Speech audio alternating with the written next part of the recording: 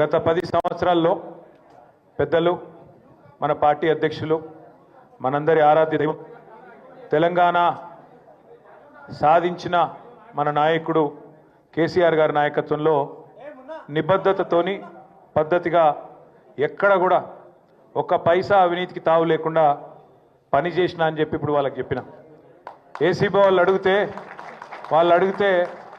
82 ప్రశ్నలు అడిగినారు. కాకపోతే పాడిందే పాటరా అన్నట్టు అడిగిందే మళ్ళీ అడుగుడు తప్ప కొత్త విషయం ఏం లేదు.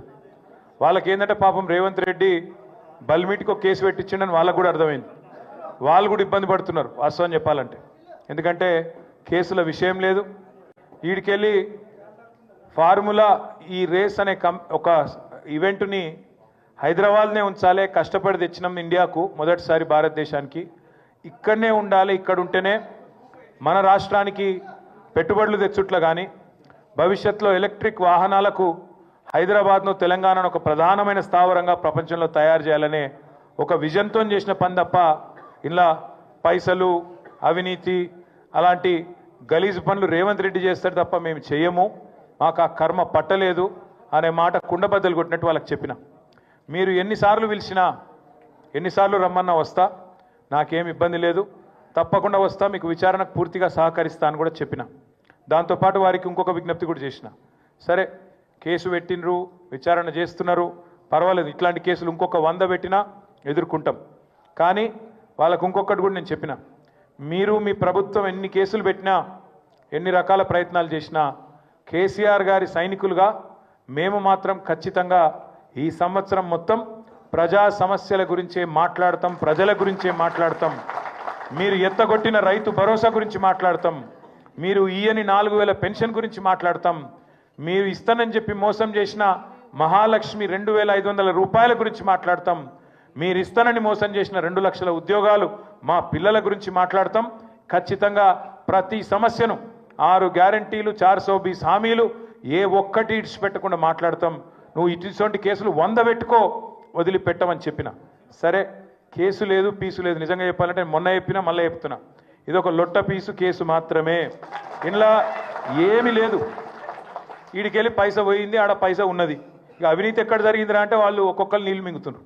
అందుకే అడుగుతున్నా నేను రేవంత్ రెడ్డి గారిని, నీకు పైశాచికానందం ఉంది, అర్జెంటుగా నేను జైలుకు పోయినా కాబట్టి అందరినీ జైలుకు పంపాలి అని నీకు ఆనందం, నేనేమో విదేశాలు తిరిగి పెట్టుబడులు తెచ్చినా కాబట్టి నాకేమో విదేశాల స్థాయిలో మన రాష్ట్రం మన దేశం డెవలప్ కావాలని నాకుంది. నీకు మాకు తేడా అది. ప్రపంచ పటంలో హైదరాబాద్ని పెట్టాలి, తెలంగాణను పెట్టాలన్నది మా నాయకుడు కేసీఆర్ కమిట్మెంటు, మా కమిట్మెంటు. మేము నీలాగా 50 లక్షల రూపాయలతో దొరికిన దొంగలం కాదు, నీలాగా లుచ్చా పనులు చేసిన వాళ్ళం కాదు. నీకు భయపడేటోడు ఎవడు బీఆర్ఎస్ పార్టీలో తెలంగాణలో లేడు. మీరు చూస్తుండ్రు, నేను చెప్పుడు కాదు, మీరు చూస్తుండ్రు. రాష్ట్రంలో ఎవడు కూడా రేవంత్ రెడ్డిని ముఖ్యమంత్రి కిందనే చూస్తలేడు. మీరు ఇక అంటే మళ్ళీ ఇంకొని కేసు పెడతాడు, వాని లోపలెత్తాడు. నేను అనా ఆయన ఎవరో మర్చిపోయిండు పేరు అని నేను అనా. ఎందుకన్నా అంటే నిన్ను ఎవడు నేను ఏమంటున్నానంటే నిన్ను ఎవడు గుర్తే పడతలేడు. నేనేం చేస్తా దానికి? సంవత్సరం తర్వాత కూడా నేను ఎవడు దేకపోతే నేనేం చేయాలి దానికి? ఇప్పుడు పెద్దలు ఎప్పుడో చెప్పారు, అందుకే కనకపు సింహాసనంలో శునకాన్ని కూర్చోబెడితే దానికి ఆ బుద్ధి రాదు. అందుకే భయపడేది లేదు, బాధపడేది లేదు. ఎన్నిసార్లు పిలిచినా పోతా, కానీ మీరు మాత్రం దయచేసి తదేక దీక్షతోని మన నాయకుడు కేసీఆర్ గారు చెప్పినట్టుగా ఉద్యమంలో ఎంతైతే కమిట్మెంట్తో పనిచేసినావో అంతే కమిట్మెంట్తో పోదాం. వాళ్ళు ఎన్ని ప్రశ్నలు పెట్టినా, ఎన్ని సవాళ్ళు వేసినా, ఎన్ని రకాల ఇబ్బందులు పెట్టినా, ఎన్ని రకాల కొత్త రకాల కేసులు పెట్టినా భయపడేది లేదు, తల వంచేది లేదు. నిజాయితీకి ధైర్యం ఎక్కువ. వాడు ఎవడు ఏమనుకున్నా సరే ఇది లొట్ట పీసు కేసే, వీడు ఒక లొట్ట పీసు ముఖ్యమంత్రి, బరాబర్ కొట్లాడదాం, గట్టిగా ముందుకోదాం. మీ అందరి దయతో ఆశీర్వాదం తీయాలి. సిరిసిల్ల నుంచి కూడా మా తమ్ముళ్ళు చాలా మంది వచ్చిండ్రు, మీకు కూడా ప్రత్యేకంగా ధన్యవాదాలు. నేను నిజానికి నేను ఊహించలేదు, మేము చెప్పలేదు, అయినా కూడా మీరందరూ ప్రేమతో వచ్చినందుకు మా సిరిసిల్ల అన్నదమ్ములకు కూడా పేరు పేరున ధన్యవాదాలు, నమస్కారాలు తెలియజేస్తూ మళ్ళా ఈరోజు మళ్ళా ఏమైనా రమ్మనాలంటే మళ్ళీ ఏమైనా క్వశ్చన్లు ఉండాలి, వాళ్ళ దగ్గర ఏం లేవు. రేవంత్ రెడ్డి మళ్ళీ ఏమైనా క్వశ్చన్ పంపితే రమ్మంటారేమో, పోతా. రేవంత్ రెడ్డి ప్రశ్నలు పంపుతాడు, మళ్ళా పోతా, మళ్ళా చెప్తా, మళ్ళా చెప్పొస్తా. రేవంత్ రెడ్డి ఒక లుచ్చగాడు, దొంగ, గాయన లెక్క మేము లుచ్చ పనులు చేయమని చెప్తా, పక్కా చెప్తా. ఇంతేనా? జర ఆగురా పోయి. దేనికి సంబంధించా? లేని అవినీతిని పట్టుకుందామంటే ఆడికెళ్ళి దొరుకుతుంది? లేని అవినీతి గురించి లొట్టపీస్ కేసుల పాపం ఎతుకుతా ఉన్నారు వాళ్ళు. నేతి బీరకాయలు ఎంత నెయ్యి ఉంటుందో ఇక మీకు తెలుసు, మైసూరు బోండాలు ఎంత మైసూరు ఉంటుందో ఇంట్లో కూడా గంతే ఉంది. అందుకే నేను చెప్పిన వాళ్ళకి, మీరు ఒక వైల్డ్ గూస్ చేజ్ అంటారు ఇంగ్లీష్లో, ఆ గన్లు ఉన్నారు మీరు, కేసు లేదు తొక్కలేదు ఇలా ఏముందా అని చెప్పిన నేనే చెప్పిన వాళ్ళకు. ఏముంది, ఏం అడుగుతారు మీరు? వాళ్ళు ఏమంటారంటే ఫైల్ ఇళ్ళకెళ్ళి అందులోకి పోయింది నీకు ఎరికేనా, అందులోకెళ్ళి ఇళ్ళకి పోయింది నీకు ఎరికేనా.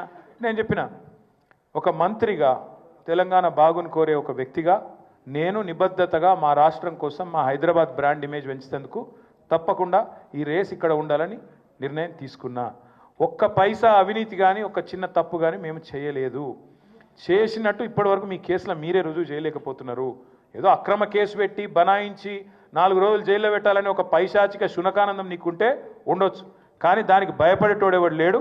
అల్టిమేట్గా న్యాయస్థానాల మీద మాకు విశ్వాసం ఉంది, న్యాయస్థానాల్లో తేల్చుకుంటామని చెప్పి వచ్చినా వాళ్ళు మళ్ళీ పిలిస్తే మళ్ళీ పోతా. మళ్ళీ ఒకసారి మీ అందరికీ కూడా చేసే విజ్ఞప్తి దయచేసి ఇక మళ్ళీ మాట్లాడుకుందాం, ఇక చాలా రోజులు ఉంది, ఇంకా మళ్ళీ ఎప్పుడు పిలిచినా పోతా అని చెప్పినా తప్పకుండా పోతా. మీరు కూడా దయచేసి నేను కోరేది అంటే రేపటి నుంచి మళ్ళీ శరామామూలుగా యథావిధిగా మన పని మనం పోదాం. తప్పకుండా ఎక్కడో అక్కడ ప్రజాక్షేత్రంలో ప్రజా సమస్యలు ప్రస్తావిస్తూ ముందుకు పోదాం. భారత రాజ్యాంగాన్ని, చట్టాన్ని, అన్ని చట్టాలను గౌరవించే పౌరుడిగా ఏ తప్పు చేయకపోయినా, ఒక్క పైసా అవినీతికి పాల్పడకపోయినా రేవంత్ రెడ్డి ప్రభుత్వం కక్ష సాధింపు చర్యల్లో భాగంగా కేసు పెడితే విచారణ అధికారులను, విచారణ సంస్థలను గౌరవించి 9 తారీఖు నాడు ఏసీబీ విచారణకు హాజరయ్యాను. 16 తారీఖు నాడు ఏసీబీ కేసు పెట్టింది కాబట్టి ఈడీ కూడా కేసు పెట్టి మరి వాళ్ళ విచారణకు పిలిస్తే ఈడీ విచారణకు కూడా హాజరయ్యాను. 2 సంస్థలు కూడా ఒకటే రకమైన ప్రశ్నలు దాదాపు 7-8 గంటల పాటు అడిగిందే అడిగి అడిగి అడిగి అడిగి మొత్తానికి అన్ని వివరాలు తీసుకున్నారు. 2 సంస్థలకు కూడా నేను చెప్పింది ఏమంటే, మీరు ఎన్నిసార్లు పిలిచినా వస్తా, మీరు ఎన్ని ప్రశ్నలు అడిగినా సమాధానం చెప్తా, సంతృప్తికరంగా చెప్తా, పూర్తిగా విచారణకు సహకరిస్తాను. భారత రాజ్యాంగాన్ని, న్యాయ వ్యవస్థను, కోర్టులను గౌరవించే బిడ్డగా తప్పకుండా నా నిజాయితీని ప్రూవ్ చేసుకుంటాను, ఇన్వెస్టిగేషన్ కు పూర్తిగా సహకరిస్తాను అనే మాట వారికి చెప్పడం జరిగింది. అయితే నాకు ఎక్కడ ఇబ్బంది అనిపిస్తున్నది అంటే, ఇంతమంది నాయకులు, ఇంతమంది పోలీసులు, ఇన్ని విచారణ సంస్థలు, ఇవాళ ఉదయం పేపర్లో కూడా చూసిన, ఈ విచారణకి దాదాపుగా 5 నుంచి 10 కోట్ల రూపాయలు ఖర్చు అవుతుంది అని ఇవాళ ఉదయమే పేపర్లో చూసిన. అందుకే ముఖ్యమంత్రి రేవంత్ రెడ్డికి నేను ఒక మాట చెప్పదలుచుకున్నాను. రేవంత్ రెడ్డి గారు, మీరు మీ కక్ష సాధింపు చర్యల్లో భాగంగా మీ మీద ఏసీబీ కేసు ఉన్నది కాబట్టి నా మీద ఏసీబీ కేసు బనాయించినావు, నీ మీద ఈడీ కేసు అయింది కాబట్టి నా మీద ఈడీ కేసు పెట్టినావు. ఏం ఇబ్బంది లేదు, నువ్వంటే దొరికినోనివి, నేనంటే నిజాయితీ పరుణ్ణి, ధైర్యం ఉన్నాను కాబట్టి ఎదుర్కొంటా. కానీ ఈ 5 కోట్లు 10 కోట్లు ప్రజాధనం ఏదైతే వృధా అవుతున్నదో, ఆ 10 కోట్ల రూపాయలతో బ్రహ్మాండంగా ఇంకొక 500 మంది రైతులకు రుణమాఫీ చేయొచ్చు. ఆ 10 కోట్ల రూపాయలతో దాదాపు 2500 మంది పెద్ద మనుషులకు పెన్షన్లు ఇవ్వచ్చు. అందుకే రేవంత్ రెడ్డి గారికి నేను ఒక ఆఫర్ ఇస్తా ఉన్నా. రేవంత్ రెడ్డి గారు, నీకు నిజాయితీ ఉంటే, నీకు ధైర్యం ఉంటే ఒక పని చేద్దాం, నేను తయారుగా ఉన్నా, నువ్వు ముందుకు రా, జడ్జి గారు ముందు కూర్చుందాం. ఏసీబీ జడ్జి అయినా, హైకోర్టు న్యాయమూర్తి గారైనా, లేదా మీకు ఇష్టమైన న్యాయమూర్తి ఎవరి ముందైనా కూర్చుందాం. మీ మీద ఏసీబీ కేసు ఉంది, నా మీద ఏసీబీ కేసు ఉంది, నీ మీద ఈడీ ఛార్జ్ షీట్ చేసింది, నా మీద ఈడీ విచారణ జరుగుతున్నది. మీరు మొత్తం ఈ టీవీలు అన్నీ ఉన్నాయి కదా, మొత్తం మీడియా ఉంది కదా, లైవ్ టీవీ పెట్టండి. నేను రేవంత్ రెడ్డి గారు ఇద్దరం కూర్చుంటాం న్యాయమూర్తి ముంగట. మీరు ఏ ప్రశ్నను అడగండి కేసుకు సంబంధించి, ఆయన కేసు నా కేసు, ఇద్దరికి లై డిటెక్టర్ పరీక్ష పెట్టండి. ఇద్దరికి కూడా లై డిటెక్టర్ పరీక్ష పెట్టండి. మొత్తం రాష్ట్ర ప్రజలందరూ చూస్తుండగా ఒక 50 లక్షలు 20 లక్షల రూపాయలు ఒడిసిపోతుంది. లేకపోతే ఈ 10 కోట్ల రూపాయలతోని అనవసరంగా ప్రజాధనం దుర్వినియోగం అయ్యే విధంగా, ఇంతమంది ఉన్నతాధికారుల టైం వేస్ట్ అయ్యే విధంగా, ఇంతమంది మీడియా సంస్థల టైం వేస్ట్ అయ్యే విధంగా ఈ కక్ష సాధింపు విచారణ మంచిది కాదు. నేను రెడీగా ఉన్న రేవంత్ రెడ్డి, నీకు ధైర్యం ఉంటే ముందుకు రా.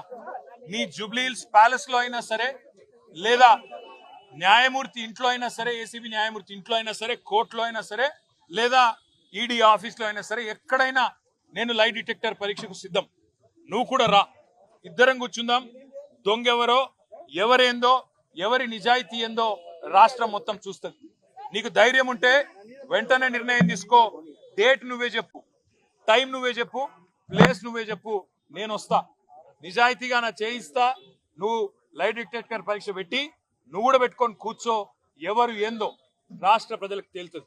సరే, ఈ కేసు విషయానికి వస్తే విచారణ జరుగుతూ ఉంది. ఇప్పుడే నేను చెప్పాను, విచారణకు ఇంకా ఎన్నిసార్లు రమ్మన్నా వస్తా.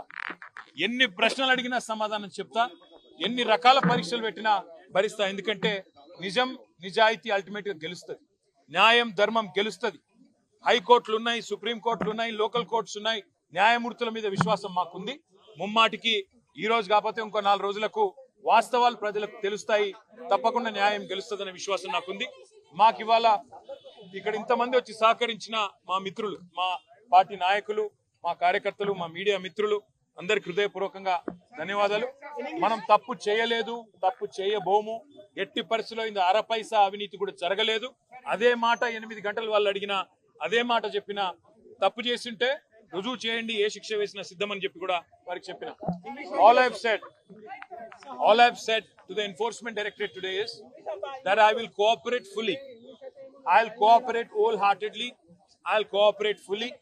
However many times they call me, however many times they summon me, I'm going to be there. And whatever the kind of information they want from me, I'm happy to give them. But I've asked the same question to ACB. I've asked the same question to ED as well. Where is the case here? Where is the case here?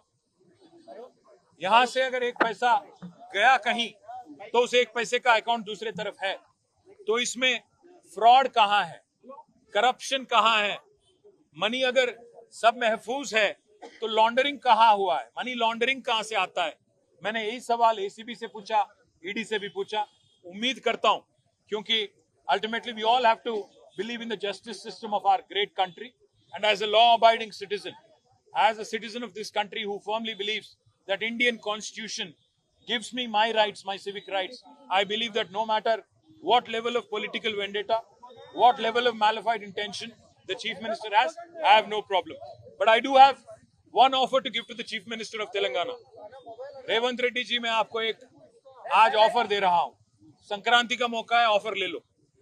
क्योंकि आप एक minute सोचो, आप पे ACB case है. 50 लाख रुपया देते हुए, एमएलएस को खरीदते हुए आप पकड़े गए 2015 में. वो केस अभी चल रहा है. उसी केस का फिर ईडी ने भी केस किया, चार्जशीट भी फाइल किया. आप लड़ रहे हो, अभी भी कोर्ट्स में लड़ रहे हो. तो मैं इसलिए रेवंत रेड्डी जी को ऑफर दे रहा हूं. आप वेंडेटा, विच हंटिंग के एक चक्कर में आपने मेरे पे भी केस लगा दिया. कोई बात नहीं, हम इसको झेलेंगे. जो भी सवाल हमसे पूछा जाएगा उसका जवाब जरूर देंगे. क्योंकि मैं आपकी तरह मैंने कोई गलत काम किया नहीं. मैं आपको एक ऑफर दे रहा हूं. आप जब भी तैयार हो, डेट आप तय करो, जगह आप तय करो, टाइम आप तय करो. दोनों बैठ जाते हैं. आप भी बैठ जाओ, मैं भी बैठ जाता हूं. क्योंकि आप पे भी एसीबी केस है, आप पे भी ईडी केस है, मुझ पे भी आपने लगा दिया. तो इसलिए मैं कहता हूं, मैं लाई डिटेक्टर टेस्ट के लिए तैयार हूं. आप जगह, प्लेस आप चुनो. आप भी लगाओ लाई डिटेक्टर टेस्ट, मैं भी लगा लूंगा. एसीबी कोर्ट जज या हाई कोर्ट जज या पर्सन ऑफ योर चॉइस, कोई रिटायर्ड जज भी ठीक. मीडिया को लाइव लगा दो, पूरे तेलंगाना को देखने दो कि कौन झूठ बोल रहा है, कौन सही बोल रहा है. फिर ये बेवजह जो खर्च हो रहा है, 10 करोड़ से ज्यादा रकम, जनता का जो रकम है, जो स्टेट एक्सचेकर का मनी है, जो बेवजह खर्च किया जा रहा है, इसको बचाने के लिए, ताकि इससे हम आपकी जो 6 गारंटी है उसके अमलावरी में कुछ मदद हो सकता है. पैसा अगर बचेगा तो राज्य में कुछ डेवलपमेंट हो सकता है. इसलिए मैं रेवंत को ऑफर दे रहा हूं, आप आगे आइए. Date, place, time of your choice, you decide. I will come wherever you want me to. If you want me to come to your Jubilee Hills palace, I will be there. वहां पे आप लाइव टेलीकास्ट लगाओ, lie detector लगा दो, जज के सामने बैठ जाएंगे. कौन चोर है, कौन सही है, पूरे तेलंगाना को और तेलंगाना जनता को तय करने देंगे. बस इतना ही कहूंगा. Sorry? They've already asked me 80 questions in ACB, 40 plus questions in ED. If they want more, they have more questions, happy to answer. If they have more clarifications that I need to give, happy to answer. मैं फिर से कह रहा हूं, इसमें 1 रुपये का 1 पैसे का करप्शन नहीं है, इसमें कोई मनी लॉन्ड्रिंग नहीं हुआ है। इसीलिए मैं बार बार कह रहा हूं, इसमें अगर मुझ में इतना हिम्मत है कि मैं रेवंत के साथ बैठ के लाई डिटेक्टर केस के लिए तैयार हूं, इससे ज्यादा क्या कहूं मैं? इससे ज्यादा मैं कैसे प्रूव करूं कि मैं एकदम सही सच बोल रहा हूं और कुछ नहीं। मुझे कि इसमें अगर केस में कुछ होगा तब ना, केस में कुछ भी नहीं है, केस में 1 रुपया का भी करप्शन नहीं है। रेवंत रेड्डी का टारगेट एक ही है, क्योंकि उनके ऊपर एसीबी के केस लगा था तो मेरे पे भी लगाना था। वो अरेस्ट हो गए तो इवेंचुअली मेरे को अरेस्ट करने का है। उन पे ईडी केस हो गया तो मेरे पे भी ईडी केस करना था। अभी तक तो कोई डेट नहीं दिया गया, जब बुलाएंगे तब जरूर जाएंगे। I will cooperate fully. Thank you.